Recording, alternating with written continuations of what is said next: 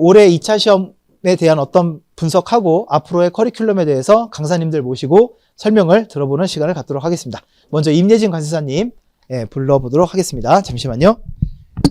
안녕하세요. 안녕하세요. 오랜만에 봐요. 자, 저는 수업하는 거랑 항상 헷갈려가지고 설명회는 제 이름 얘기를 해야 되는데 항상 그냥 넘어가네요. 저는 관세법 강의하는 임예진 관세사입니다. 반갑습니다. 자, 일단 우리 심화, 우리 7월, 8월에 심화 강의가 진행이 될 건데 기본 이론 같은 경우에는 과목별로 다 비슷해요. 기본적인 내용들을 한다는 거. 근데 이 심화부터는 과목별 특성에 맞게 좀 달라질 겁니다.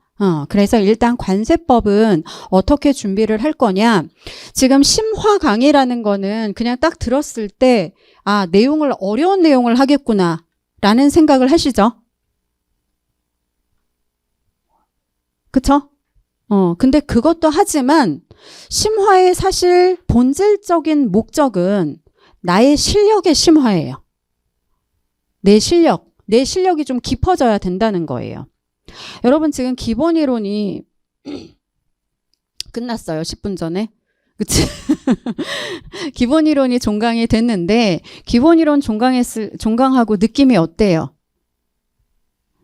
뭔가 한 바퀴를 돌리긴 했는데 좀 구름 위에 둥둥 떠 있고 내가 이걸 어떻게 만들어야 되는지 어떻게 정리를 해야 되는지 좀 감이 안 오죠. 그걸 이제 심화부터 잡아가는 거예요. 그래서 이제 감을 잡고 거기에 대해서 조금씩 쓸 수 있고 거기에 대해서 좀 전체적인 정리가 되고 그런 작업들을 심화해서 하게 되는 겁니다. 그러면서 내 실력이 좀 깊어진다라고 생각하시면 돼요. 그래서 심화 강의에서 우리가 해야 되는 일단 목적은 뭐냐, 방향은 뭐냐. 일단은 조금씩 쓰기 시작할 겁니다. 조금씩. 주요 목차랑 키워드를 암기하기 시작할 거예요. 제가 기본 이론 때는 막 암기를 일부러 시간 내서 하지 마세요. 암기할 시간에 이해를 하고 공부를 하세요라고 말씀을 드렸었죠. 자, 이제 공부와 병행해서 조금씩 암기를 시작하셔야 돼요.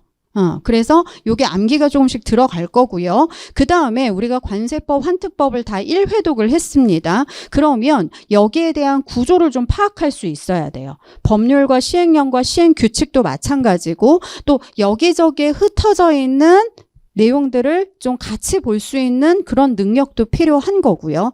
그 다음에 이게 진짜 우리가 말하는 강의에서의 심화죠. 지엽적인 내용이나 어려운 문제를 대비할 수 있어야 돼요. 요거는 왜 해야 되는지 제가 기출 문제를 보여드릴 겁니다. 올해 얼마 전에 있었던 기출과 작년 기출을 보시면서 제가 심화 때 이런 내용들을 했던 게 그대로 나 이런 말 하기 좀 부끄러워하는데 잘 안 하잖아 이런 얘기. 그게 나왔던 것들을 제가 좀 설명을 드릴 거예요. 그러니까 어려운 문제나 구석진 내용 그런 것들. 요즘 추세가 사실은 시험이 어렵게 나온다라기보다는 특히 관세법은 구석진 지엽적인 부분에서 자꾸 출제를 해서 그것 때문에 우리가 약이 오르는 거잖아요. 그치? 그런 것들. 그 다음에 이제 주제별로 또 정리할 필요가 있는데 요런 것들을 심화 강의에서 다 해야 돼요. 굉장히 많죠. 그래서 지금 우리가 해야 될 것들이 심화에서 자 목차랑 키워드를 정리하는 게 과제로 나갈 겁니다. 자, 이제 심화부터는 과제가 생길 거예요. 숙제지, 숙제 검사를 하는 건 아니에요. 숙제 검사하고 막 별 5개 주고 참 잘해서 이런 건 아니고, 제가, 8주 단위로 8주 과정으로, 일주일에 2번씩 수업이 진행이 됩니다. 그래서 총 16회 수업이 진행이 될 건데, 일단 8주 과정의 범위가 먼저 나갈 거예요. 범위가 제공이 되면 제가 그 다음 주에 해야 되는 숙제를 그 전주 수업 끝날 때 드릴 겁니다. 그러면 여러분은 그 다음 주에 해야 될 범위 있죠. 그거를 범위표, 진도표에서 보고 공부를 하신 다음에 그 과제를 풀어보시는 거예요. 풀어보는 게 객관식이 아니죠. 이거 풀어보는 게 뭐냐. 이 과제가 바로 목차랑 키워드를 써보는 거. 그 다음에 단답형 대비하는 거. 단답형도 처음부터 끝까지 다 못 써요. 단답형 안에 키워드가 있단 말이에요. 그거부터 쓸 수 있어야 처음부터 끝까지 쓸 수 있단 말이에요. 그래서 그런 것들을 과제로 제공을 해서 이거를 사실 수업 시간에 여러분 써보세요 하고 나는 천장 쳐다보고 있는 거는 좀 그렇잖아. 비효율적이잖아요. 그래서 그거를 숙제를 내드리면, 과제를 내드리면 그걸 해오시면, 물론 안 해오신다고 불이익이 있는 건 아니지만, 뭐 부가고지를 하거나 이런 불이익이 있는 건 아니지만, 여러분 실력에 불이익이 생기는 거야. 그치? 막 다른 친구들은 막 과제 해가지고 우리가 중요한 부분 이걸로 과제 확인할 거거든요. 그냥 과제만 하고 그냥 떼 끝나는 게 아니에요. 여기서 제가 좀 하고 싶은 얘기, 여기서 왜 얘를 키워드로 내가 만들어 놨는지, 그리고 이런 것들을 써야 될 때 우리가 좀 주의할 점, 그리고 어떤 거를 먼저 암기를 해야 되는지, 암기에도 다 순서가 있단 말이에요. 그래서 이런 것들을 다 같이 얘기를 하는데 나는 안 해와서 빈종이 들고 멀뚱멀뚱 있으면 굉장히 그렇겠죠. 불이익이 있겠지. 그래서 이런 것들을 먼저 할 겁니다. 그래서 목차랑 키워드를 우리가 확인을 하고 그 다음에 법령집이 이미 나와 있어요. 법령집은 이번에 나온 법령집은 제가 2차 수업에만 좀 집중을 하다 보니까 시간이 좀 있어가지고, 놀지 않았어. 그래서, 제가 쓰고 있는 기본 교재 있죠? 기본 교재랑 목차를 그대로 통일을 해가지고 법령집도 그렇게 만들었어요. 그래서 법령집을 보시면 이걸 가지고 관세법 구조 파악을 할 수가 있어요. 지금 처음부터 우리가 법령집을 안 보고 기본서로 한번 정리를 해놓은 상태에서 법령집을 보면, 눈으로 보면 구조 파악이 바로 됩니다. 법률과 시행령과 시행규칙이. 그리고 사실 1조부터 330조까지 이걸 다 할 필요도 없어요. 소위 말해 덤핑방지관세 같은 거는 이 구조 파악을 했다가는 돌아버리거든.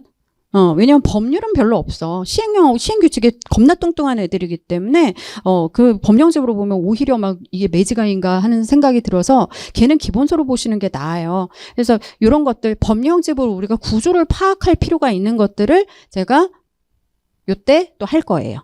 그래서 법령집을 같이 사용을 할 거고요. 그 다음에 이제 단답형 문제를 좀 대비를 하기 시작할 겁니다. 단답형은. 요 단답형 같은 경우에는 맵 과정까지 계속 갈 거예요. 맵 과정까지. 단답형에서 지금 출제되는 거 아시죠? 단답형에서 이거 놓치면 너무 아깝잖아. 그치? 막 하나에 얼마 쓰지도 않아도 돼. 요만큼만 쓰면 딱 한 줄에 반절 정도만 쓰면 어떻게 돼?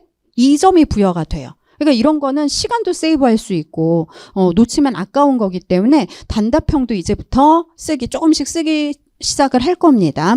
그 다음에 이제 심화 내용, 지역적인 내용과 주제별로 이제 묶어가지고 우리가 좀 정리할 필요가 있는 애들. 주제별로 묶어야 되는 거는 제가 이런 것들은 지금 기출문제를 좀 보여드릴 거예요. 그래서 이런 것들을 이제 심화 때 할 거야. 그래서 우리의 심화의 목적은 뭐다? 무조건 어려운 내용만 다 한다? 관세법은? 그게 아니에요. 그게 아니라 목차와 키워드도 챙겨야 되고, 넘기면서 말할래니? 자, 목차와 키워드도 챙겨야 되고, 또 뭐도 챙겨야 돼? 단답형도 챙겨야 되고, 또 법령 구조도 파악해야 되고, 또 지역적인 내용이나 어려운 내용도 정리를 해야 되고, 또 왜 제가 기본 때 그런 얘기 했었잖아요. 요거는 한 바퀴를 다 돌려야 이해를 할 수 있는 거라 심화 때 좀 할게요. 그렇게 해서 심화 때 나중에 좀 할게요 했던 애들이 다 뭐냐 하면 전체적인 관세법, 전체적으로 환특법의 구조를 알고 있어야 깊이 들어갈 수 있는 내용들이야. 그러니까 항상 이렇게 차례대로 해서 순차적으로 깊이 내려가는 게 아니라 처음부터 끝까지 다 알고 있어야 쏙쏙 깊이 내려갈 수 있는 그런 종류의 규정들은 심화 때 할 수밖에 없어요. 그래서 그런 것들로 좀 실력도 좀 키워나가고, 그래서 그런 어려운 내용도 할 거고, 또 주제별로 정리할 내용도 필요하고, 아시겠죠? 법령 순서도 중요하지만 내가 거기서 비슷한 애들, 뭐 유치라면 유치에 관련된 애들을 같이 정리할 필요가 있다라는 거지. 왜냐하면 유치 같은 것도 여기저기서 나오죠. 아니야? 나오잖아. 그치? 물음표를 몇 개 봤어.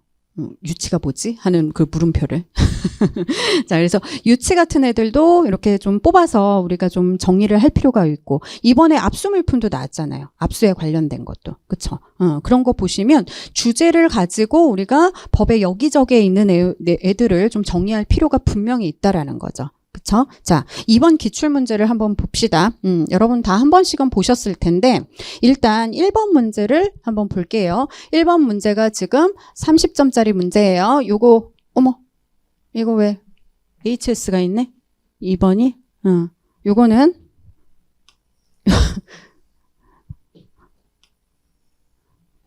세관, 납세자, 보호위원회, 심의사항 5가지 서술하라는 10점짜리 물음이었어요. 자, 1번 문제가 30점이죠. 30점. 1번이, 물음 1번이 20점이고, 물음 2번이 10점짜리예요. 그치? 물음 1번을 봤더니 심사청구를 제기하는 경우 심사청구 기간 써야 되고 심사청구 절차 써야 되고 심사청구서 보정 써야 되고 심사청구서가 집행에 미치는 효력 이거 써야 되는데 요거는 지금 목차를 준 문제였으나 목차를 4개를 줬잖아. 근데 세부 목차 알아야 돼 말아야 돼? 알아야 돼요. 심사청구 기간 법제 121조에 있어. 4개의 규정이 있습니다. 그 세부 목차를 알아야 쓸 수 있어. 122조의 심사청구 절차. 그치? 세관장 거쳐서 관세청장 가는 것부터 의견서 막 나오고 하는 거 있죠. 그 내용들. 그 다음에 심사청구서 보정 123조. 124조는 없고요. 삭제가 됐고요. 요 심사청구가 집행에 미치는 효력. 원칙이 뭐예요? 집행에 나 수업을 하고 있네. 미안해요. 효력을 미치지 아니한다. 그게 125조야. 그러면 요 4개를 서술을 해야 되는데 그 안에 있는 세부 목차를 알아야 쓸 수 있잖아요. 그러니까 이런 게 목차를 주는 것처럼 보이지만 결국에 보면 세부 목차는 내가 해야 된다라는 거지. 그리고 이 법 구성을 알고 있어야 절차? 이런 게 되게 애매해요. 심사청구 절차? 절차? 뭘 써야 돼? 뭘 써야 되는지 모르면 못 쓰잖아. 여러분들이 조심하셔야 되는 게 뭐냐 하면 내가 서술할 범위가 어디까지인지를 알아야 돼요. A를 쓰라 그랬는데 B를 쓰면 안 되겠지. 한마디로 이 심사청구 절차는 122조를 쓰라 그랬는데 막 결정 절차 혼자 신나갖고 쓰고 있어. 시험 끝나기 3분 전에 알고.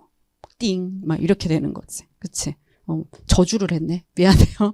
그러니까 그런 일이 안 생기게끔 우리가 준비를 해야 된다라는 거예요. 아시겠죠? 그래서 이런 것들 이제 물음 1번에서 좀 조심을 해야 되는 그런 것들이었고 물음 2번은 진짜 이건 단답형이에요. 근데 여러분 이거 지엽적인 문제일까요? 아니에요. 제가 기본이론 때 항상 얘기했죠. 우리 위원회의 심의사항은 반드시 하셔야 된다고. 그래서 제가 위원회가 사실은 관세법에 여기저기에 쑥쑥쑥쑥 등장을 하는데 그때그때 나올 때마다 하는 게 좀 그러니까 심화 때 좀 합시다. 왜냐하면 같이 쓰는 규정들이 있어요. 그래서 한꺼번에 정리를 하면 오히려 더 시간 단축을 할 수 있는 경우들이 시간 단축을 할 수 있기 때문에 제가 심화 때 좀 위원회를 한꺼번에 정리를 할게요라고 말씀을 드렸었어요. 근데 심의사항은 어떻게 했어? 기본 이론 때 했어요. 그치? 어느 정도까지는 했단 말이야. 뭘 심의하는지가 가장 중요하니까. 이건 지엽적인 문제 아니에요. 심의사항은 해야 되는 거야. 무슨 말인지 아시겠죠? 그래서 이 심의사항이 세관납세자 보호위원회 그 심의사항이 5가지가 있는데 5가지를 다 써야 되는 거야. 뭐 7가지 중에 5가지 쓰고 이게 아니라 총 5가지인데 그 5가지를 다 써야 되는 거. 그러니까 이건 지엽적인 문제 아닙니다. 이런 거는 점수를 따가야 되는 문제예요. 알겠죠?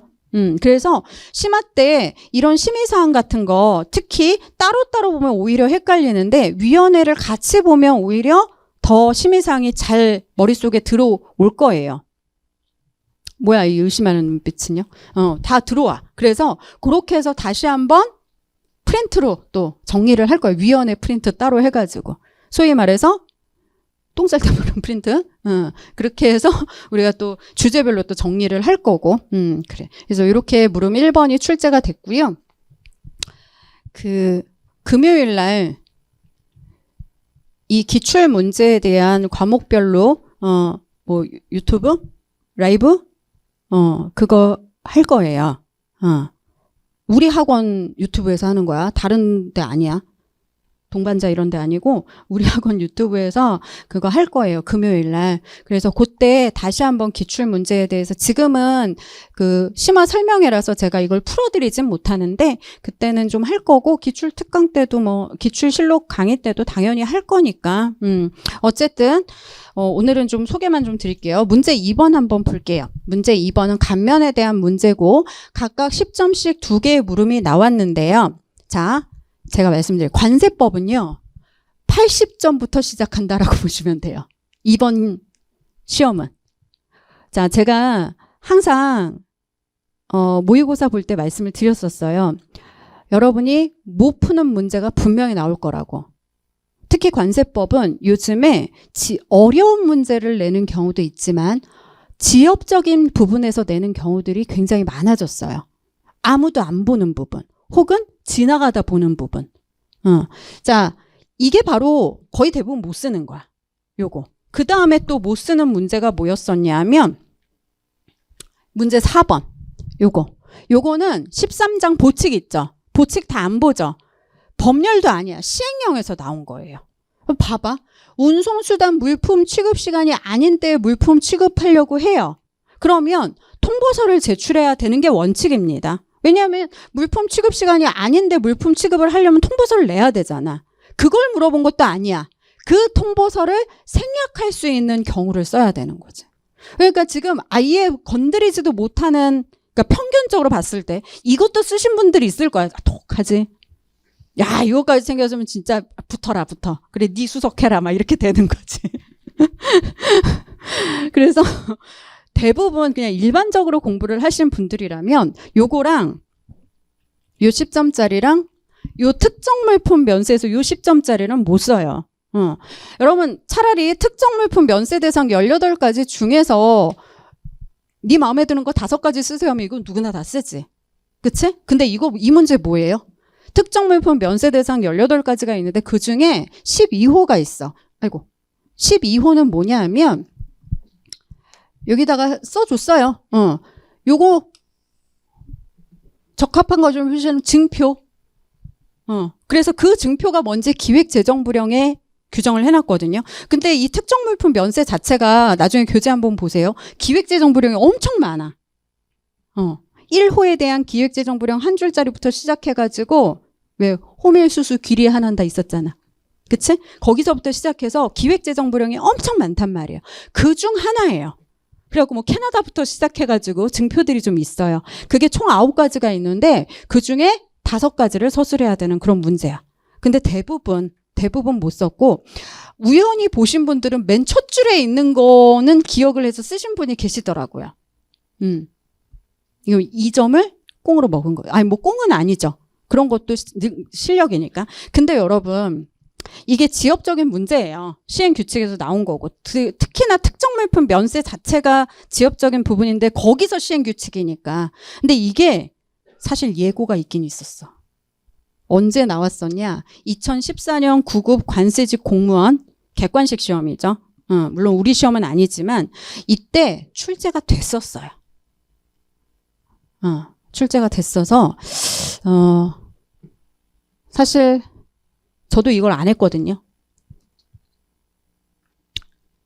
우리 1차 기출문제에서 나왔던 거는 다 2차에서 보거든요. 구석진 부분에서 나왔던 거. 이제는 이것도 챙길 거예요. 9급, 7급 다. 그래서 그런 거를 이제 심화 강의에서. 그러니까 출제된 적이 있기 때문에 관세법 시험 문제에서 2차에서도 한번 건드려 보는 거지. 그치? 그러니까 요거 때문에 내가, 할걸. 그런 생각을 했었어. 그래서 이제 마음먹을 심화 강의 개강하기 전에 나도 그런 마음가짐을 해요. 나만 그냥 있지 않아. 그래서 그때 그래. 관세사 1차는 제가 여러분 설명하면서 이거 1차 기출문제 나왔던 거니까 2차에서도 봅시다 이런 말씀을 드렸었잖아요. 9급, 7급도 챙기려고요. 할 수 있어요. 알았지? 그렇게 해서 합시다. 자, 그래서 그거 좀, 근데 이거 제대로 쓰신 분은 거의 없으실 거예요. 그 다음에 문제 2번은 쓸 수 있죠. 종교용품, 자선용품, 장애인용품. 그래서 종교용품 하나, 자선용품 2개, 장애인용품 2개인데 사실 이 문제에서의 지금 관세법 시행규칙은 고려하지 않는다는 얘기는 뭐예요? 제외 대상은 빼라는 거야. 제외 대상까지는 쓸 필요 없다라는 거. 근데 이 문제에서 점수를 다 가져갈 수 있느냐, 못 가져가냐는 뭐냐 하면 사실 이거 다 말로 하라 그러면 뭐 기증, 뭐 종교용품 기증, 자선용품 기증, 뭐 이런 얘기 다 해. 근데 이거를 제대로 정확하게 서술할 수 있는 사람은 그렇게 많지 않아. 자선용품 어떻게 서술할 거야? 2가지 나눠서. 제가 기본 이론 때 그 자선용품에 대해서 2가지가 나눠지면서 객관식이 아니니까 서술을 나눠서 해야 되니까 2개의 차이를 설명을 좀 드렸었죠. 난 했어. 그래서 그런 것들의 정확성을 갖고 있어야 이것도 10점짜리를 다 가져갈 수 있는 거예요. 무슨 말인지 알겠죠? 장애인용품 같은 경우에도 어때? 장애인 진단하는 의료연구 같은 경우에도 그 병원이 어딘지를 써야 돼. 앞부분에 있는 거. 사회복지시설 등등등 이런 거를 써야 완벽한 답안이 되는 거예요. 그러니까 이거는 정확성을 요구하는 그런 문제였단 말이지. 그치? 그래요. 그래서 문제 2번은 이렇게 되고요. 자, 문제 3번 한번 봅시다. 12장이 작년에 나왔다고 해서 제끼면 안 된다라고 얘기했죠. 또 나온 거야, 12장이. 왜 이렇게 12장을 좋아하지? 그치? 어쨌든 이 문제 3번 같은 경우에는 좀 쉬웠어요. 난이도가. 일단 압수에 관련해서 물음 1, 2번에서 얘기를 하는데 요 물음 1번은 법 구조 자체를 알고 있으면 그대로 쓰면 되는 거야. 그 다음에 얘는 압수물품 반환에 대한 경우랑 소유자 알 수 없을 때, 소유자 범인 알 수 없을 때 유실물 공고하고, 그치? 6개월 이내에도 소유자 범인 모를 때 유실물 공고하고, 1년 기다렸다가 국고기속하는 그 절차를 쓰는 거고, 그치? 압수물품 반환에서는 사항에 나오는 관세가 미납된 경우까지 써주셔야 돼요. 그래서 얘 같은 경우에도 법구성, 세부 목차를 알고 있어야 돼. 목차를 이렇게 2개 준 게 아니라 2개 줬는데 이 안에 있는 세부 목차를 알고 있어야 쓸 수 있는 그런 문제가 되는 거예요.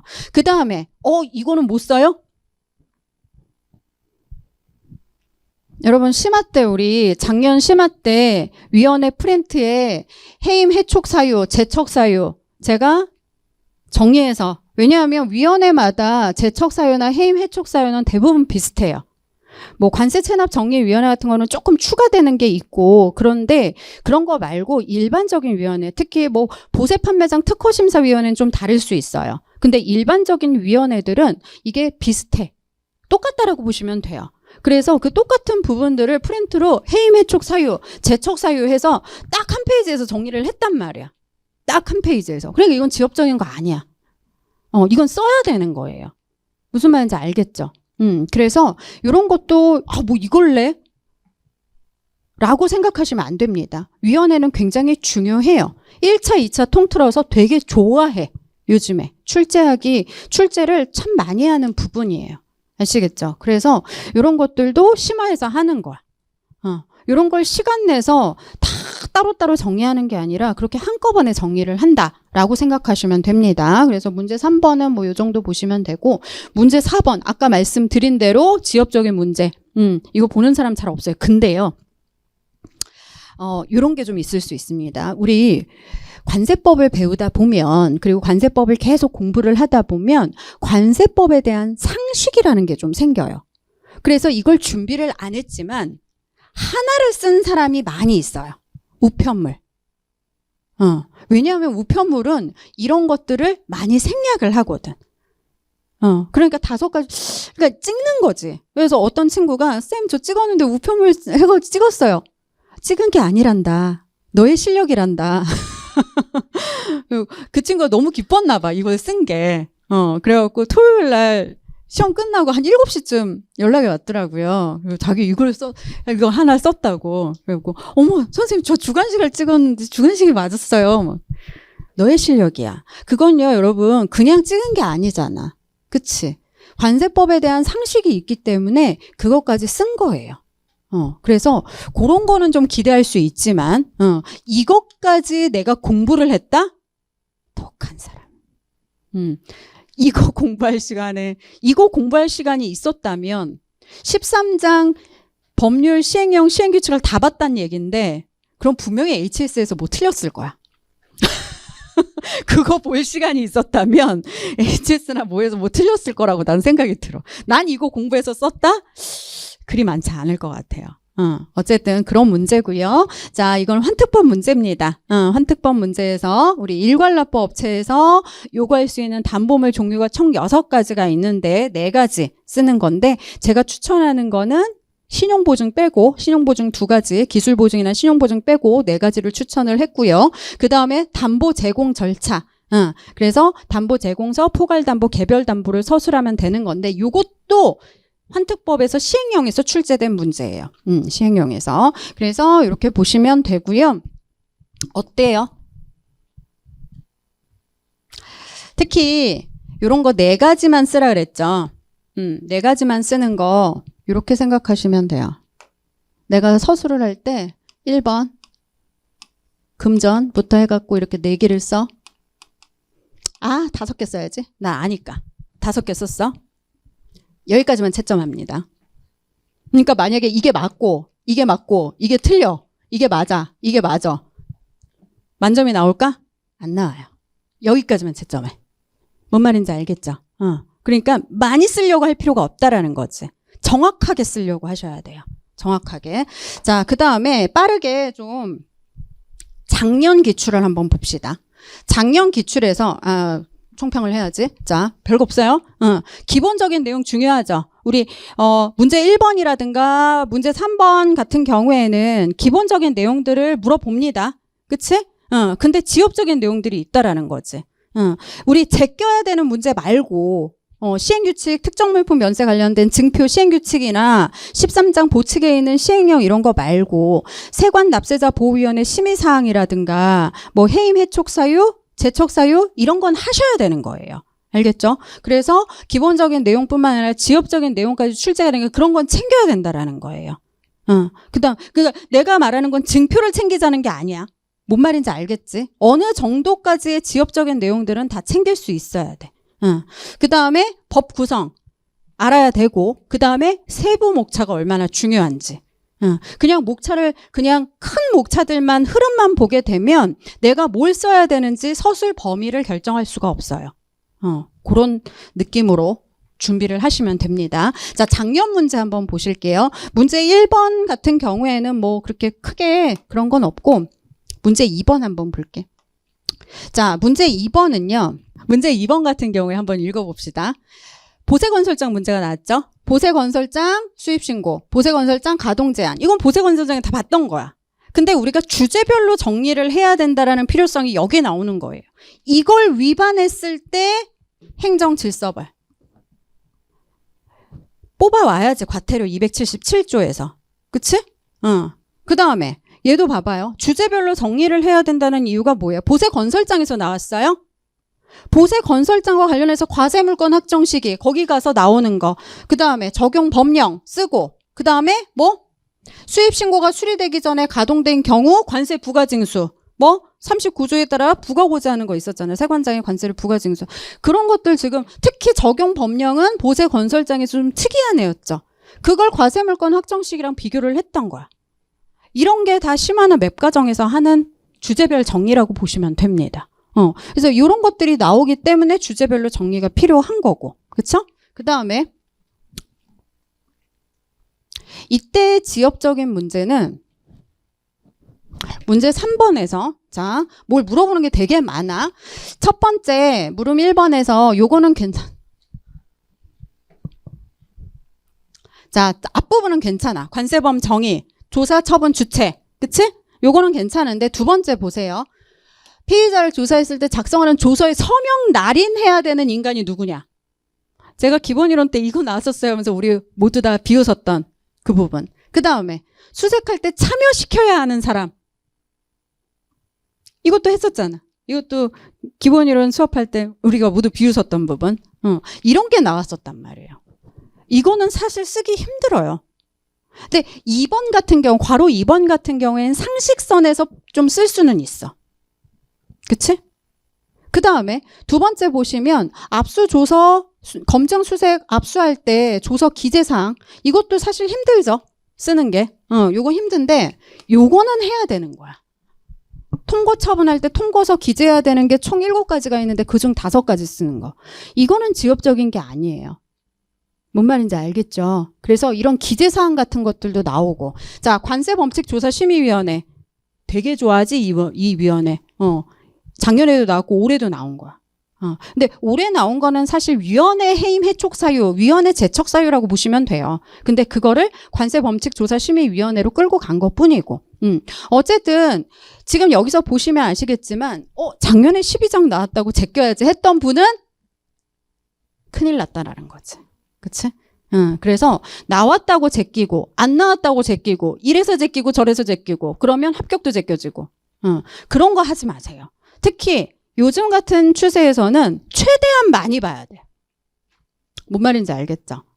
그러려면 시간을 단축할 수 있는 노하우가 좀 필요하기는 합니다. 그래서 이런 것들 보시면 되고요. 심의사항 또 나왔잖아. 그렇죠? 여기서 물어봤던 거는 이제 위원이 누구냐. 그래서 위원도 챙겨야 돼, 우리. 심화 때 그것도 프린트로 할 거예요. 같이 챙기면 조금 그래도 어느 정도 다는 못 쓰더라도 지금 다 쓰라 그랬잖아. 전부 다. 근데 다는 못 쓰더라도 절반 정도는 어떻게든 쓸 수 있어요. 위원회들을 같이 챙기게 되면. 알겠죠? 그렇게 보시면 되고. 그 다음에 4번 문제는 뭐 별로. 얘 같은 경우에는 우리가 보는 부분의 반대를 물어본 거라서 근데 이것도 많이 썼어요. 환특법도 보시면 환특법에서 지금 좀 당황했던 거는 이 앞부분은 다들 썼는데 요 기재사항 그러니까 기재사항이 많이 나오죠. 올해는 좀 그랬지만 작년까지만 해도 기재사항을 좀 물어봤습니다. 통고서 기재 아까 문제 3번에서도 지금 요 부분에서도 지금 기재사항 물어봤잖아. 그치? 조서 기재사항, 통고서에 적어야 될 기재사항 이런 것들. 그래서 기재사항도 우리 심화 때 따로 정리한다 그랬죠. 그 주제별로 따로 정리를 하면 조금 시간이 단축이 돼요. 그리고 좀 거기서 또 나름 규칙이 좀 생기고 아시겠죠? 그래서 해야 되는데 할 양이 많을 때는 시간을 단축해야 돼. 뭔 말인지 아시겠죠? 그래서 그런 것들을 심화랑 맵과정 이런 데서 우리가 기출실록도 마찬가지고 특히 일단 심화 때 좀 기본기를 다져놓을 거다라고 생각하시면 됩니다. 그렇게 보시고 제가 좀 설명이 길었어요. 기출 때문에 흥분을 해가지고 자 우리 HS 설명해 주실 거예요. 저는 수고했고요. 수고하세요. 안녕하세요. 반갑습니다. 최도원 권사고요. 관세율표 담당하고 있습니다. 여러분들 그 어떻게 얼마 전에 시험 잘 봤어요? 네. 시험 본 사람도 있을 터이고 뭐 안 보신 분도 계실 터인데 내가 그런 생각이 들었어요. 우리 과목은 정말 솔직한 것 같아. 우리 과목은 잔머리를 굴리지 않아. 뭐냐면 내가 그 요번에 기출 문제를 보아하니까 그 합격하기 위해서 되게 뻔한데 되게 쉽지 않은 거 있잖아요. 뭐냐면 기본반 열심히 듣고요. 그 다음에 심화반 열심히 듣고요. 그 다음에 기출실록 듣고요. 맥과정 열심히 따라오고요. 그 다음에 모의고사 보고요. 그 다음에 막판에 우리 뭐예요? 쪽집게 특강 했잖아요. 그래서 그거 한 바퀴 제대로 잘 따라오면 합격한다라고 하는 걸 또 한 번 확인했어요. 쉽죠. 말은 항상 쉬워. 이게 행동으로 옮기는 거는 만만치 않은데 말은 뭐 입으로 떠드는 건 뭐 쉽죠. 근데 그게 정말 정답인 거예요. 그 많은 학생들이 이제 물어본단 말이야. 관세율표 어떻게 공부하면 돼요? 전 이렇게 또 말할 거예요. 열심히 여러분들 요번에 이제 다가올 심화반 공부하면 그러면 합격하는 거예요. 한번 확인 한번 해볼까요? 내가 왜 이렇게 당당하게 이야기를 하는지. 요번에 기출문제가 나왔는데 자 보면 아주 기본적인 내용하고 그 다음에 우리가 제일 싫어하는 사례형 응용형 이거를 적절히 섞어놨어요. 그러니까 나름 좀 성의 있게 냈다 이거예요. 나름. 자, 그래서 보면 지금 사례형 문제였었고 기본적으로 15부 주 5 이거 비금속 합금 분류 규정이죠. 이거 아마 못 쓰는 친구들 없을 거예요. 그러니까 이런 것들은 기본반에서 우리가 알고 있는 지식들로 우리가 충분히 활용할 수 있는 내용들인 거예요. 자, 그런데 두 번째 물음 두 번째 HS 해석에 관한 통칙 6호 이거 소호에 대한 분류 규정인 거잖아요. 그래서 소호에 대해서 품목 분류할 때는 지금 소호의 주, 그 다음에 소호의 용어 요것대로 품목 분류할지어다. 이게 이제 소호 지금 통칙 6의 내용인 거고, 그 다음에 이제 여기서부터 이제 심기가 좀 불편하죠. 아니 부주 류주를 물어봐도 내가 지금 제대로 답변할까 말까 하는데 소호주를 물어봤어? 이런 예의 없는, 이런 경험 없는 문제를 봤나? 자, 그런데 지금 79류 소호주, 그러니까 이런 것들이 우리가 조금 더 심화반에서 심화스럽게 조금 공부할 내용이긴 한 거예요. 그러니까 부주, 류주 이거는 기본반에서 충분히 다 연마한단 말이에요. 근데 소호주라든지 나머지 지금 내용들은 특히나 HS 해설서 이런 것들이 이제 기본반에서 공부하기가 쉽지가 않죠. 게다가 지금 보면 물음 세 번째, 얘가 아주 하이라이트야. 사실 이 물음 1, 물음 2, 이 빌드업은 3번 문제에 답변하기 위한 말 그대로 빌드업인 거예요. 빌드업. 그래서 결론적으로는 어떻게 하라는 거예요? 자, 이 소호의 체계를 보고 6자리 찾아. 이게 지금 이 문제의 핵심인 거예요. 나머지 문제는 전반적으로 대부분의 수험생들이 비슷했었을 거예요. 답안들 보면. 근데 자, 그 결과는 세 번째 물음에서 판별이 났을 거예요. 근데 이 세 번째 문제, 이러한 응용스러운 문제, 사례형 같은 문제를 기본반에서 다룰 수 있어요? 없어요? 없어요. 그러니 우리는 어떻게 해야 되는 거예요? 심화반에서 다루자라는 거예요. 그래서 요번에 이 첫 번째 30점짜리 물음에서도 보면 30점 중에서 한 70%는 깔아주는 거예요. 그리고 이 나머지 30%로 흔히 말하는 효부를 보는 거예요. 일본 말이죠. 그래서 결과는 이 30%에 달려있는 거예요. 나머지 70%는 남들 쓰는 만큼 다 쓸 거라고요. 그러면 합격하고 불합격을 좌우하는 건 이 30%에 달려있다라는 거예요. 우리는 이 30%를 잡기 위해서 심화반 수업을 듣고자 하는 거예요. 자, 다음 문제도 비슷해요. 보면 자, 이거 20점짜리 문제네요. 그러니까 이런 것들도 심지어 우리 그 마지막에 쪽집게 특강할 때 다 제가 떠들었었던 내용에서 다 나와요. 그래서 제가 떠드는 데는 분명히 근거가 있을 거 아니야. 그냥 뭐 내가 뭐 작두 타거나 뭐 돗자리 까는 사람이 아니니까 근거가 있을 거 아니야. 근거가. 그래서 올해는 관세협회는 특히나 개정된 사항에서 매우 많이 나왔었어요. 개정된 사항. 자, 여기 보면 16부와 관련해서 이야기를 했죠. 그래서 첫 번째, 자동 자료 처리 기기에 사용되는 하드디스크 드라이브. 이거 어디에 분류하는 거예요? 어디? 앞에 두 자리라도 얘기해 줘. 84. 그러니까 8471이에요. 8471. 왜냐면 8471에는 자동 자료 처리 기계, 우리 일상생활에서는 컴퓨터도 분류가 되지만 걔네들이 단위 기기에도 지금 분류가 된단 말이에요. 단위 기기. 자, 그래서 얘네들은 8471에 분류가 되는 것이고, 그 다음에 자동 자료 처리 기기에 사용되는 솔리드 스테이트의 비휘발성 기억 장치, 이걸 우리가 뭐라고 하는 거예요? 이거의 대표적인 얘가 USB잖아요. USB. 이건 어디다 부르려요? 8523.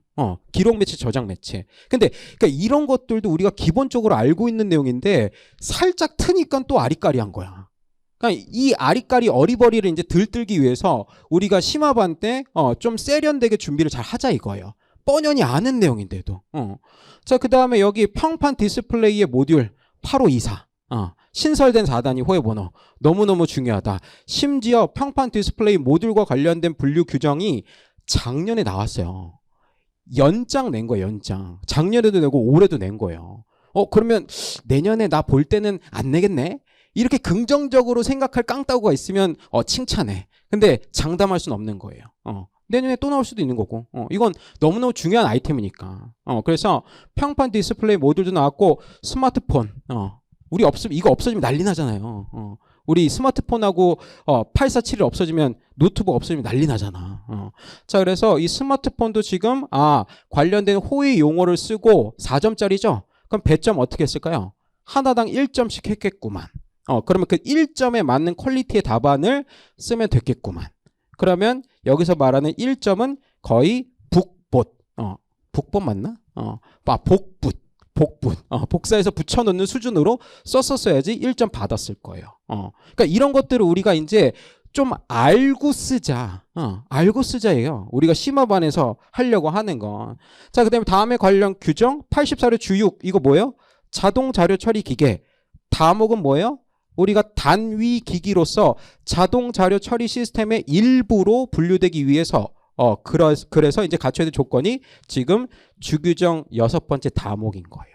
이건 뭐 기본빵. 아주 기본적인 내용인 거죠. 그 다음에 85류 주 5. 이게 이제 8517과 관련된, 우리 분류 규정인 거고, 그 다음에 85류 주 7.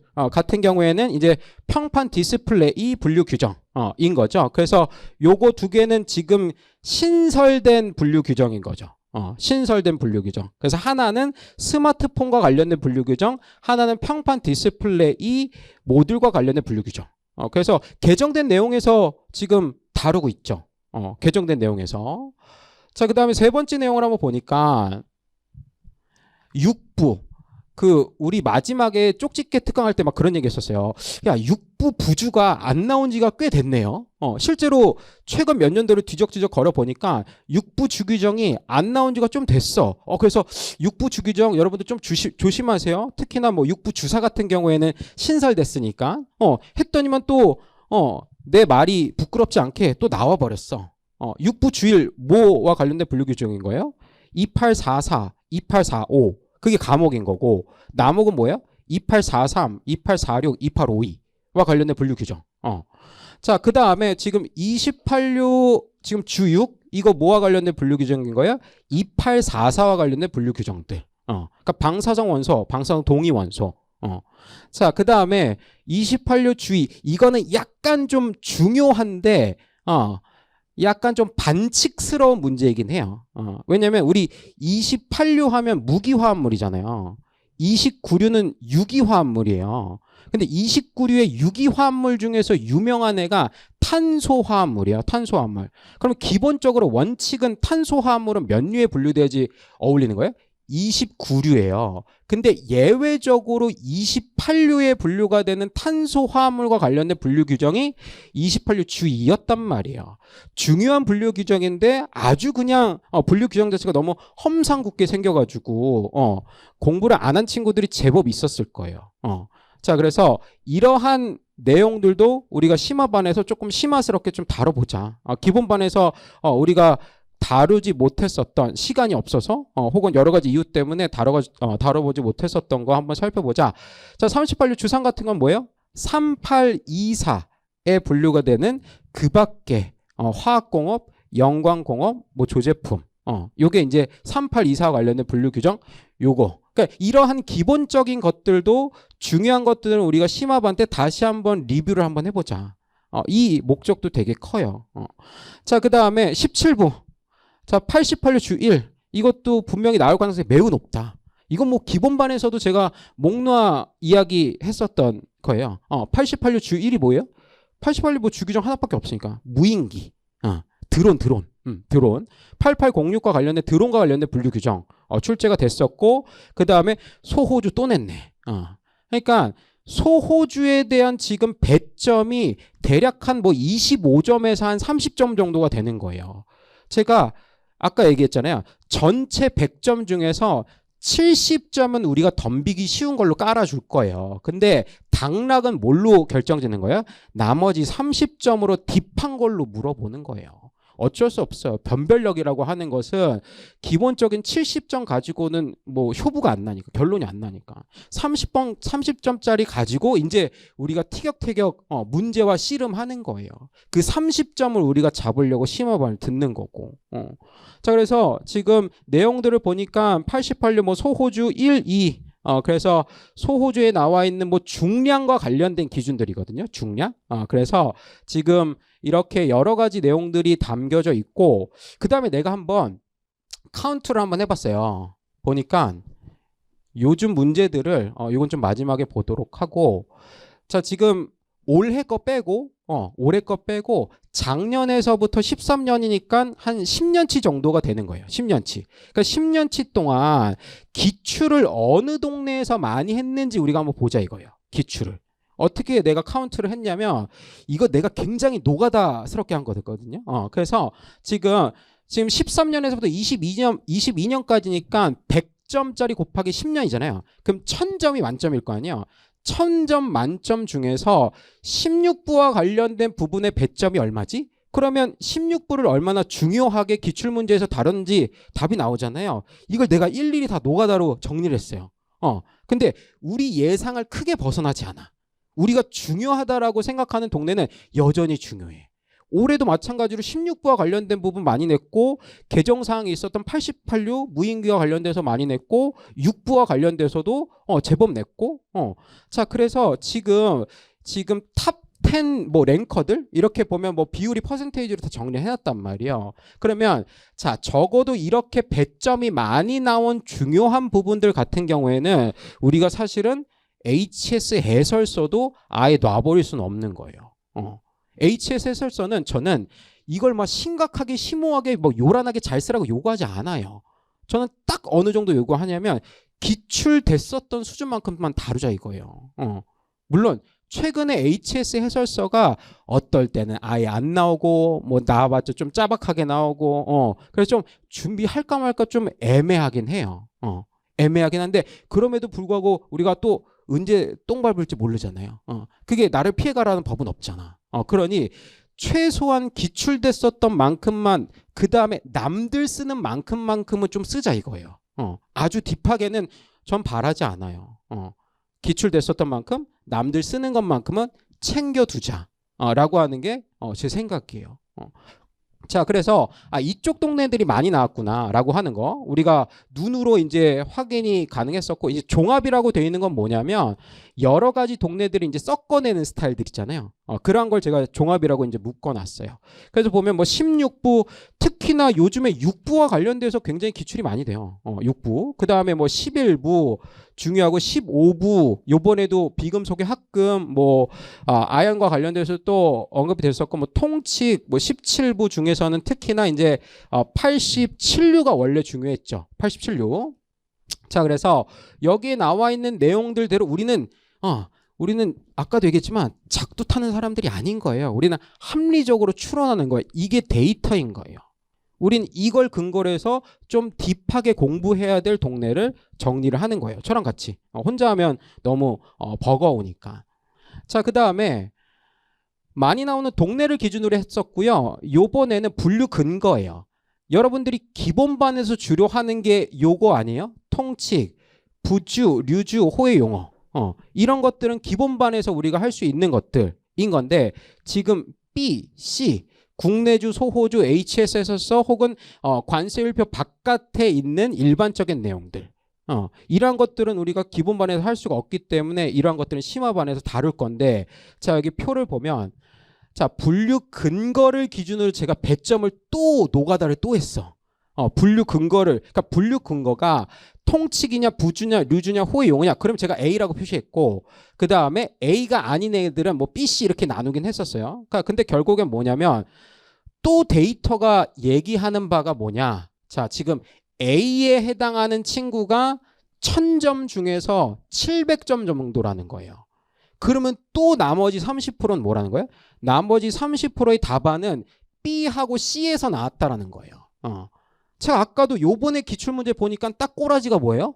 100점 만점 중에서 우리 불편하게 하는 소호주로 한 배점 25점에서 30점 하죠. 그 다음에 70점은 너도 답변 잘하고 쟤도 답변 잘하는 거 깔아준단 말이에요. 그러면 또 70은 깔아주고 30 가지고 이제 당락을 좌우하겠다라는 거예요. 이게 데이터로 나오는 거예요. 70은 줄 테니까 30은 좀 버거울걸?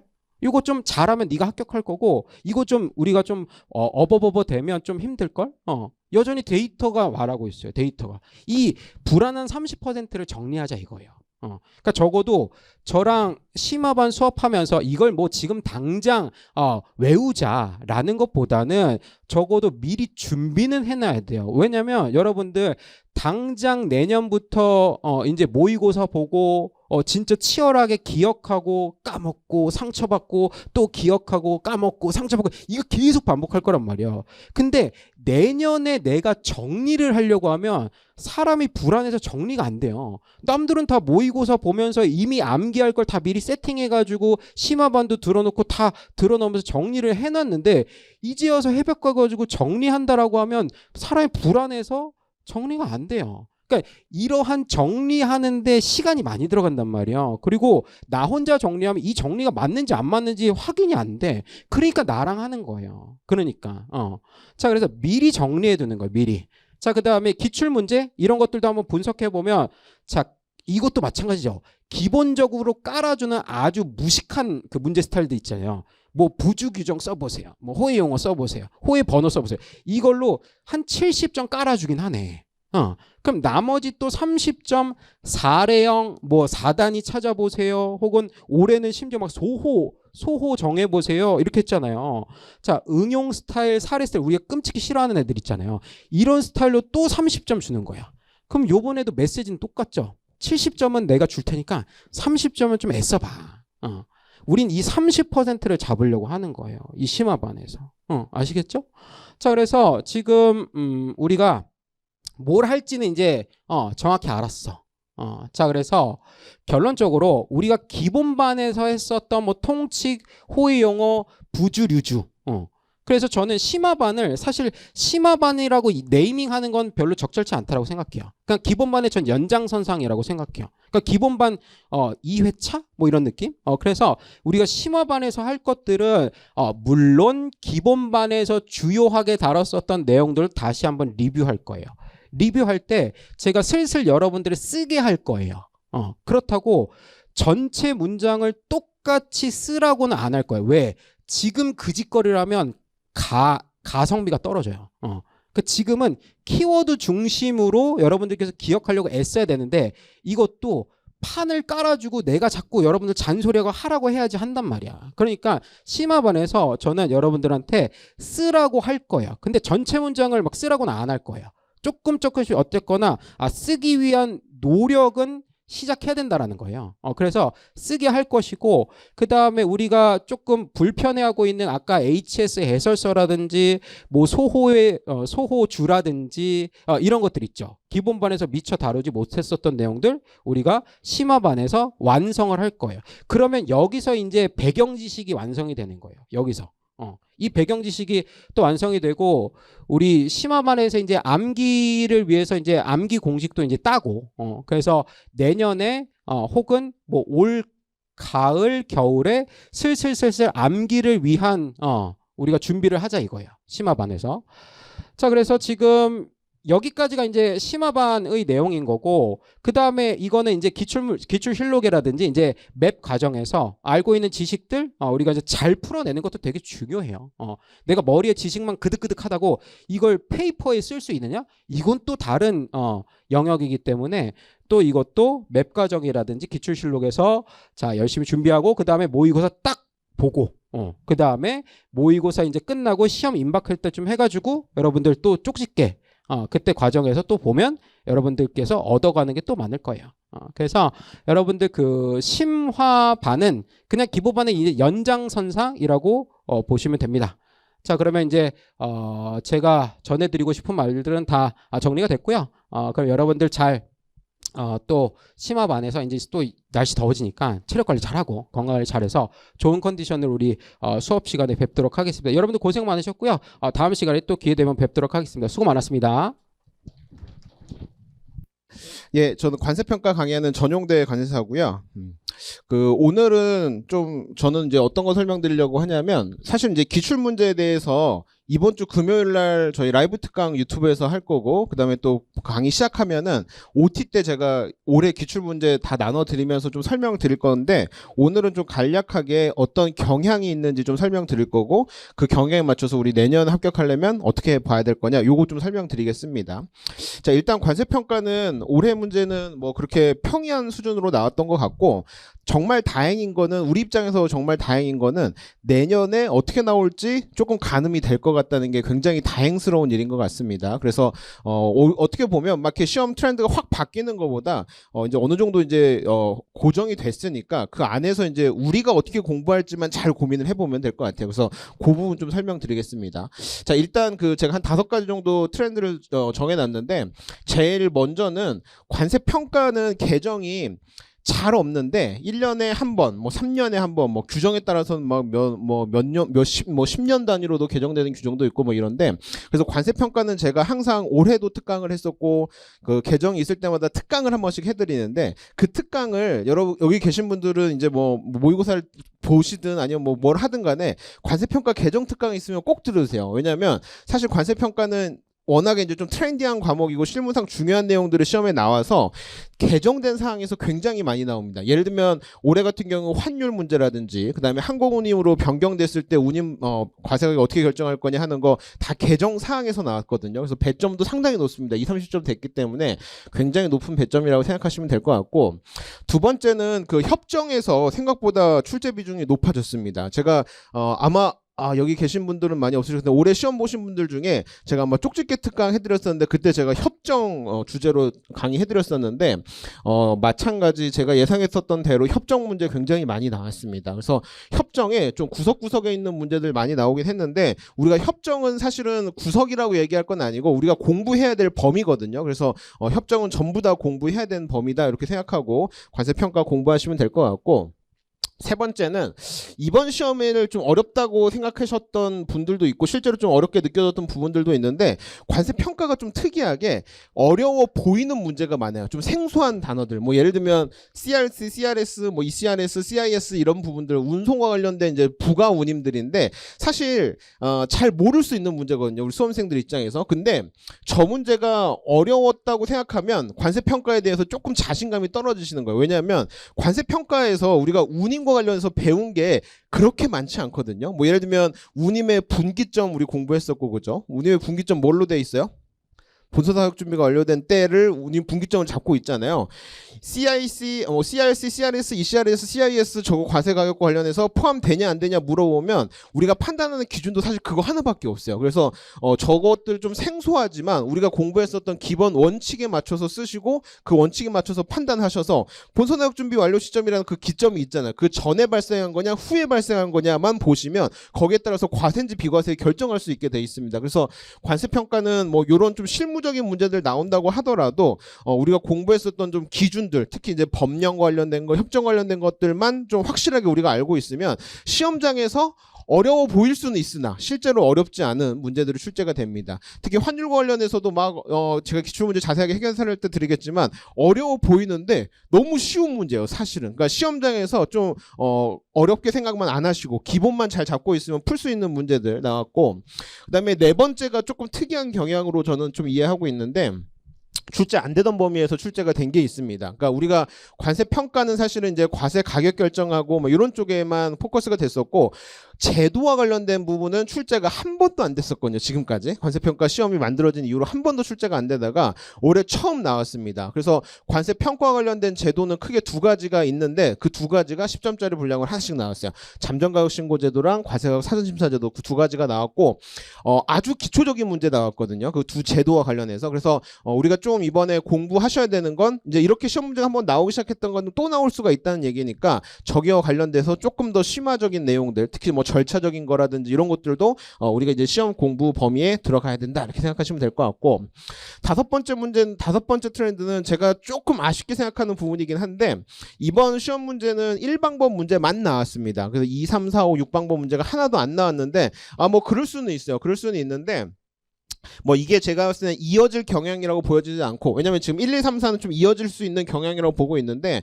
5번은 뭐 이어질 경향은 아닌 것 같고 언제든지 2, 3, 4, 5, 6방법 대체평가 방법도 언제든지 출제 가능하다 이렇게 보시면 될 것 같습니다. 특히 올해 시험 문제 같은 경우는 배점을 좀 처음부터 1방법부터 6방법 좀 고르게 했으면 좋겠는데 뭐 약간 엉뚱하게 환율 쪽에 막 너무 배점 많이 들어가 있고 좀 그런 밸런스 부분에서는 조금 아쉬운 부분이 있지만 제가 봤을 땐 그래도 요 정도 트렌드 가지고 우리 공부하시면 크게 다르지 않을 것 같다고 생각을 합니다. 어디 갔어? 요 표 하나 제가 중요한 표인데 요거. 저는 어차피 이제 관세 평가니까 이제 숫자로 많이 말씀을 드릴 건데, 이 표 여러분들 잘 보셔야 됩니다. 이 관세 평가 공부하는 데 있어서 거의 이제 황금 비율이라고 생각하시면 될 것 같고, 왜냐면 공부를 제일 효과적으로 하는 방법은 뭐냐면 시험에 나오는 거 공부하는 게 제일 효과적이잖아요. 그죠? 엉뚱하고 공부하는 게 아니라 시험에 나오는 거 공부하는 게 가장 효과적인데, 이번 시험 문제를 제가 숫자로 잘 분석을 해봤더니 이런 비율이 나옵니다. 자, 뭐냐면 암기형 문제랑 사례형 문제가 있거든요. 그러니까 암기형 문제와 사례형 문제는, 암기형 문제는 설문 안 봐도 그냥 이제 법에서 뭐 쓰시오, 뭐 요건을 쓰시오, 관련된 거 5가지 쓰시오, 뭐 이런 것들인데, 그 비율이 76%가 되는 겁니다. 그러니까 관세 평가도 이 비율이 상당히 이게 높아졌어요. 예전에는 이 비율이 더 높았거든요, 암기 비율에 비해서. 근데 여전히 암기 비율이 지금 높은 상태 유지하고 있다. 한 76% 정도라고 감 잡으시면 될 것 같고. 그러니까 관세 평가 공부할 때 우리가 이제 법령이라고 하는 우리가 이제 하는 규정이라고 하는 건 법령이랑 협정 쪽인데, 법령이랑 협정에서 한 76%가 정도가 나오는구나, 이렇게 이해하시면 될 것 같고, 그다음에 사례형 문제도 한 24점이 나와서 작년보다는 조금 높아진 숫자입니다. 그래서 사례형 문제도 꽤 나오고 있다, 이렇게 좀 보시면 되는데, 전 이거 보면서 우리가 이제 암기랑 협정 사이에 암기랑 사례 사이에 여기 협정 암기와 협정 사례 이렇게 해서 이제 9점, 6점에서 한 15점 정도 배점이 있는데, 이게 협정과 관련된 배점입니다. 그러니까 이제 우리가 법령도 공부해야 되고 협정도 공부해야 되고 사례도 공부해야 되는데, 법령이 한 67%, 그다음에 협정이 15%, 사례가 한 18%, 이제 요 정도 비율로 우리가 공부를 하시면 딱 내년 시험에 가장 적합하게 공부하시는 거라고 보고, 저도 이 비율이 최근 한 2, 3년간 이어져 온 비율이거든요. 그래서 이제 요 정도 비율로 저도 이제 강의해 드릴 거고, 여러분도 공부하는 방법을 이렇게 생각하시면 제일 좋습니다. 왜냐면 최근 트렌드, 예전에는 이쪽이 높았으니까 제가 이쪽을 굉장히 강의를 많이 했었는데, 사실 이제 트렌드가 이렇게 바뀌었으니까 이쪽을 당연히 공부도 많이 하시고 저도 강의를 많이 해야 맞는 것 같아요. 그죠? 그래서 요쪽 어떻게 높은 점수 받을 것인가, 그 다음에 여기서 또 점수 잃지 않게 어떻게 할 것인가, 이런 부분이 제가 심화반을 개강하면서 굉장히 많이 고민한 부분이고, 여러분들도 이런 정도 수준에 맞춰서 공부를 하시면 관세평가 가장 효율적으로 공부하시는 거다, 이렇게 보실 수가 있을 것 같습니다.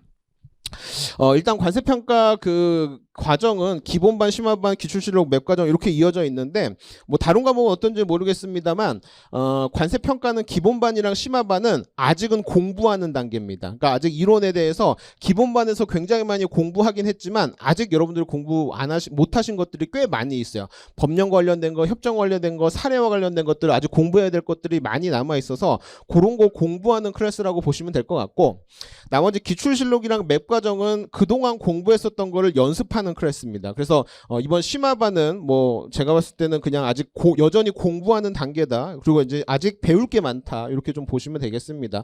왜냐면 우리 기본반에서 사실 제가 협정에 한 90%는 해드렸던 것 같고, 법령도 많이 해드리긴 했는데, 그 중에서 아직 못했던 협정 내용들이랑 그다음에 협정 내용들, 그다음에 사례들, 이제 이런 것들이 아까 보시다시피 이제 시험이랑 더 직관적으로 연관되기 때문에 기본반은 어디서 뭐 다른 학원에서 강의를 들었던 뭐 상관이 없을 것 같아요. 근데 이제 심화반은 조금 더 이제 시험 문제랑 더 적합하게 협정이랑 이제 사례 같은 걸 분석하는 거기 때문에 다른 학원에서 듣다가 오셨어도 전혀 문제 없이 더 출제 경향에 맞게 공부하실 수 있고, 그 다음에 이제 연습하는 거 기출실력이랑 맵 과정에서 계속 이어질 거다, 이렇게 보시면 되겠습니다.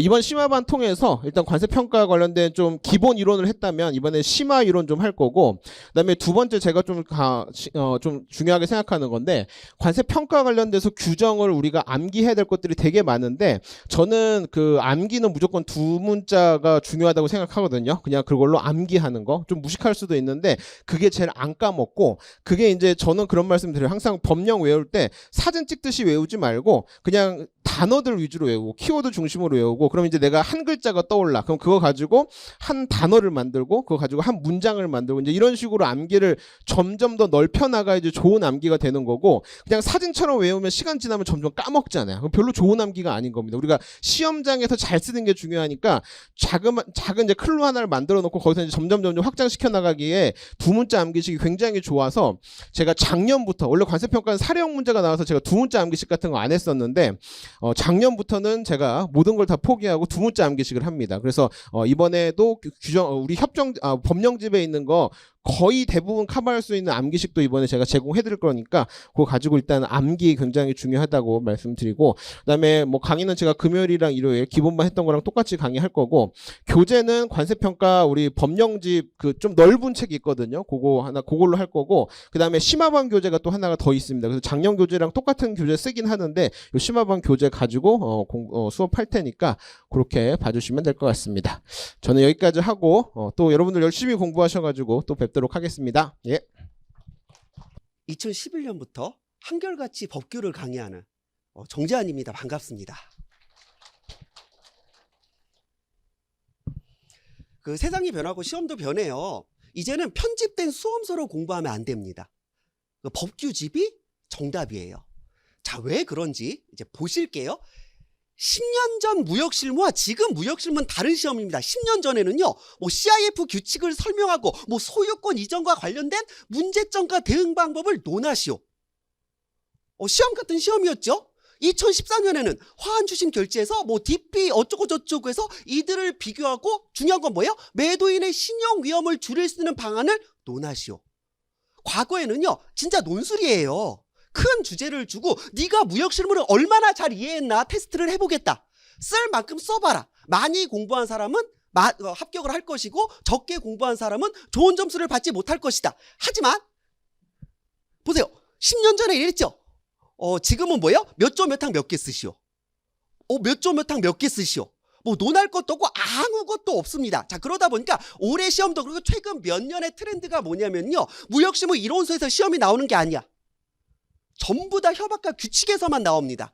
올해도 100% 협약에서만 출제가 됐어요. 자, 보세요. 올해 시험 문제 볼까요? 다 보면 어디에 못 쓰시오, 어디에 못 쓰시오. 그럼 당장 FC에 인도와 위험 쓰라고 돼 있잖아요. 이거 교재에서 찾을 수 있어요? 법규집 가면 딱 나오잖아요. FC 인도와 위험 이거 쓰라는 거예요. 자, 보세요. 뭐 매수인의 의무에 규정되어 있는 뭐 B6 쓰시오? 이거 쓰라는 거예요. 그러니까 이제 편집된 교재로 공부하면 안 되는 거예요. 익숙함에 취해가지고 편집된 교재가 좀 편한데? 여러분의 합격률도 편집될 수가 있습니다. 불편함을 지금부터 감수하셔야 된다는 겁니다. 이거를 편집된 교재에서 어떻게 찾을 건데요? 보세요. 이것도 A구, B구 쓰라고 딱 요거잖아, 요거. 딱 요것만 봐야 돼요. 어디 다른 편집된 내용을 전혀 보면 안 됩니다. 자, 그러면 지금 당장 여러분들이 많이 실수했던 URC 나왔죠? URC도 뭐야? 추심의 정의. 그 다음에 당사자. 딱 이거예요. 여러분이 알고 있는 그 당사자랑 실제 그 모범답안에서 말하는 당사자가 달라요. 그리고 상업서류의 인도 7조 이거 쓰라는 얘기입니다. 이제는 모범답안이 필요가 없어. 문제만 보면 뭐가 모범답안인지 알아. 자, 보세요. 올해는 이게 날려져. 26조 쓰시. 26조에 뭐예요? 통지 형식과 통지 방법 쓰라고 나왔죠. 그게 뭡니까? 26조의 A, B예요. 딱 여기까지만 쓰라고. 이거를 여러분들 일반 교재로 공부해서 찾을 수 있을까요? 무조건 법규집으로 공부를 하셔야 돼요.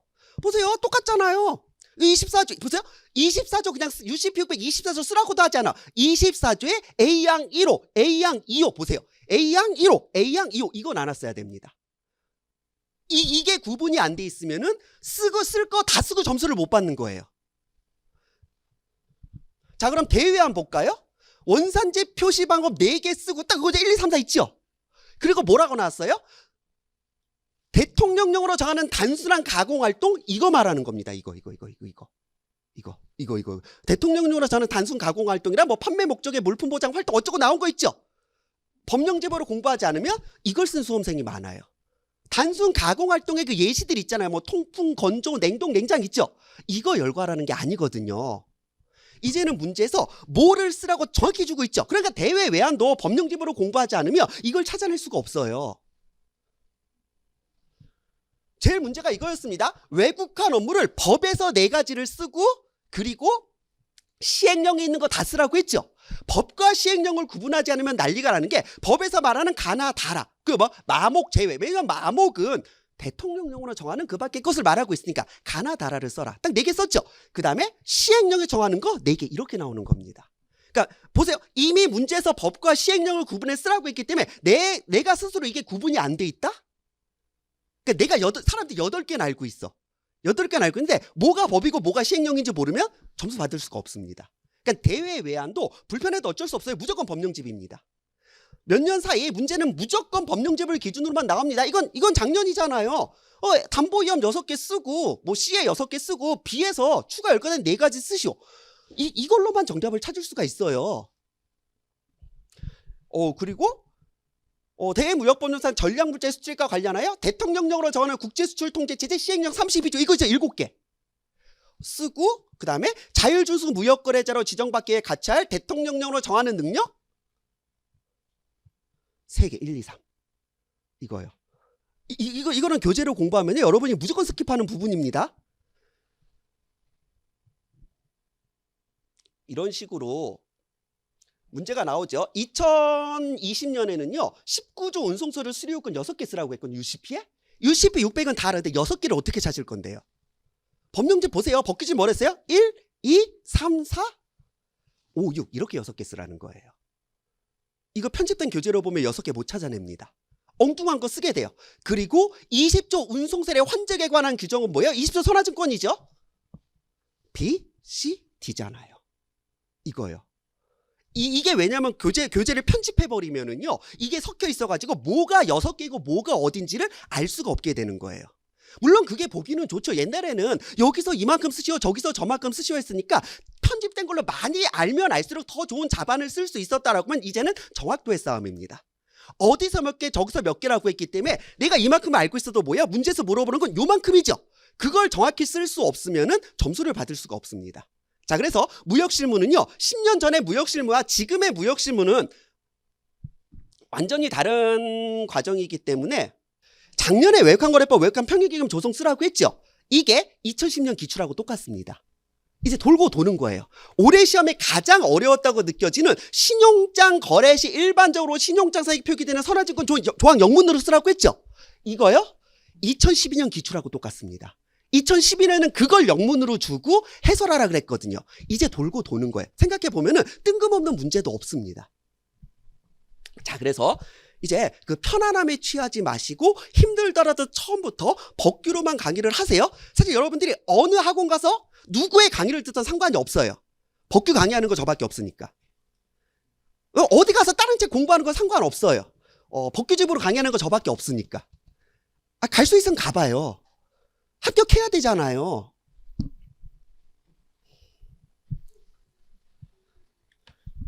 저는 수험생만 생각합니다. 제가 바라는 건요 여러분들의 합격밖에 없어요. 왜요? 그래야 제가 이 시장에서 계속 강의를 할 수가 있거든요. 강사는 오로지 결과로 보여줘야 됩니다.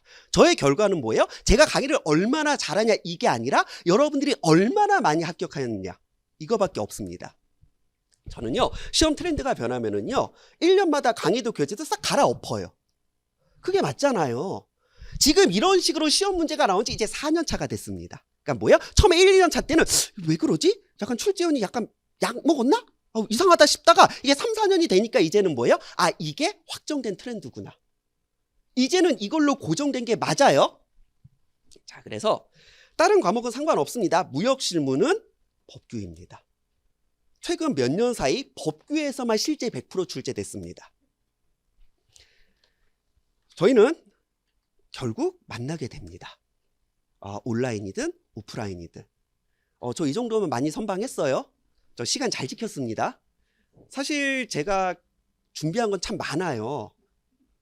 1, 2, 3교시는 준비한 거 다 했잖아. 그 PPT도 제가 제일 많거든요. 나 이거 이렇게 막 하고 애니메이션 넣는데 지금 아무것도 못 보여줬잖아. 자, 원본 공개는 이제 좋은 기회에 다시 자리를 잡아서 하는 걸로 하시고, 자, 여러분 지금 시간이 많이 남았다고 생각하지 마시고요.